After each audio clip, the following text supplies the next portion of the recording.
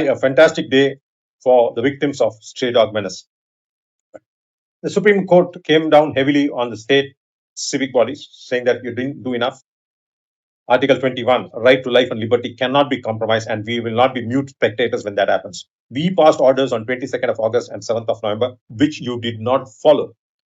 Simple reason is there's a lot of money to be made in animal birth control surgeries. Budgets were allocated. For example, Tamil Nadu 600, 700 crores. And they were busy building buildings for animal birth control operation theaters because they can make money out of that. So they were like blind and deaf to the Supreme Court. Supreme Court decided to move this case out of Supreme Court to respective regional high courts, asking them to institute suo motu writ petitions where all these issues can be addressed on war footing.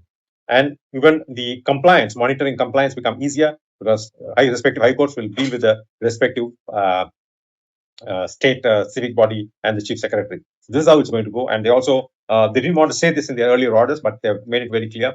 Euthanasia, euthanize aggressive dogs. So it's of the discretion of the veterinary officer to euthanize these dogs. If anyone filing mischievous petitions or trying to challenge these officers or creating nuisance will be punished. And such petitions will not be entertained. They also said, do not dilute our orders. This High Court orders, it has to be a continuous writ of mandamus, and it's a suo motu petition again. The High Courts will institute that and start hearing petitions under that. And they will not dilute the Supreme Court's original orders, and they will have to implement whatever said in those orders. And euthanasia is also an option. And what else? That's about it. And they also very clearly said ABC has failed and we cannot continue solely depending on the ABC. And seeing the number of dog bites, they mentioned Karnataka dog bites, Tamil Nadu 2.6 lakhs, 63 lakhs dog bites in 4 months and 17 deaths.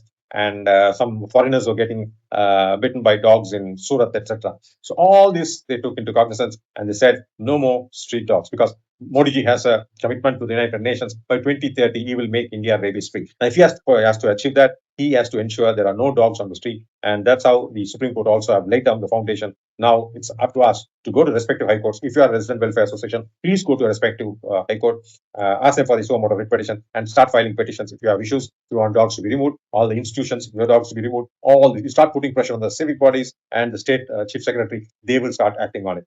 This is a fantastic order because dogs do not have a great life on the streets, except for some deranged people who have made feeding a habit, and for their own pleasure and selfishness, they want dogs in the street. That's the only reason. Other than that, dogs suffer in the streets. And anybody calling them an animal activist, they are not. They are dog feeders. Need to understand the difference. And those who came and petitioned the Supreme Court are all dog feeders and not animal activists or animal lovers. Thank you very much for listening. And RWS, please don't forget to go to your respective high courts for any